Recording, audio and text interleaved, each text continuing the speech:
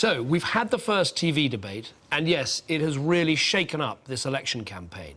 It's got people looking at the parties in a way they weren't before. In many ways, I'm not surprised. People are desperate for change, and they're looking for anything different or new. So what does it really take to change a country? Here's what I think. First, I think you've got to have directness. You've got to be prepared to talk to people straight, not just tell people what they want to hear. A couple of hard years are coming, and then we'll get through it and things will be better. And telling people that, it may not enthuse them and make them rush down to the polling station and vote Conservative with glee, but I think it will at least get people saying, well, at least these guys are giving it to me straight. I want to try and win this election on a prospectus of telling people, yes, it will be quite difficult, but we will come through it, we're still a great country, and then we'll go on and do great things. The next thing you need to change a country is strong leadership.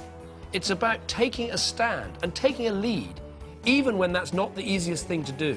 I want to speak directly about the issue that is doing so much to undermine our whole political process, and that is MPs' expenses. This is public money, taxpayers' money. As MPs, we should never forget that simple fact. I don't care if they were within the rules, they were wrong. The bigger the challenges get, the more aggressively you've got to take them on. And real change in our country also needs real energy and optimism about our future. But we've got to say to people, come with us on this journey.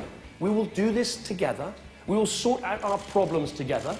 We will be honest and frank about what needs to be done together. And at the end of this, imagine the country that we can create.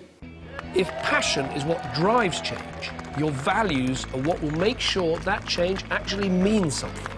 And it takes strong values to change a country for the better. But what we do need is people who stand up and say what their values are, say what they think, say what they care about, and say how we can help to mend our broken society. Marriage is only one small part of that overall whole. But let's recognise how important families are, how important backing them really is, and how we have produced, I think, the most family-friendly manifesto that any party has ever backed. But perhaps more than anything else, it takes a big idea to change a country, and we have that idea. It's called the Big Society, and it means completely changing the way this country is run.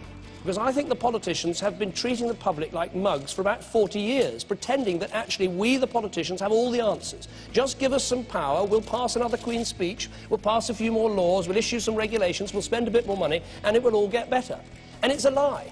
It doesn't work like that. You only really change things if you bring people with you and if they play their part. Does anyone think we're going to crack crime by one more criminal justice bill or one more police officer funded? We're only going to do it when the country comes together, when shopkeepers stop selling alcohol to kids, when we bring up our children properly, when we unleash social enterprises and charities to improve our communities. Glad I got that off my chest. If we want to make this big society happen, we need to give people much, much more power. So we're going to say, be your own boss, choose your own school, own your own home, veto high council tax rises, vote for your police commissioner, sack your MP, save your local post office, see how government spends your money. This is our big idea, smashing apart the old politician knows best system which just doesn't work, and building the big society where we work together to make life better. This is what it takes to change a country, but the only way we're going to get that change is through a clear, decisive result at this election. Any other result would lead to more indecision and more of the old politics. We might even be left stuck with what we've got now. That is why we need a new, Conservative government with a strong mandate to come in and blow apart the old way of doing things from day one. To start cutting government waste from day one. To stop Labour's jobs tax in its tracks and to get our economy moving. That's what I believe, and that's what I'll be fighting for from now until May the 6th.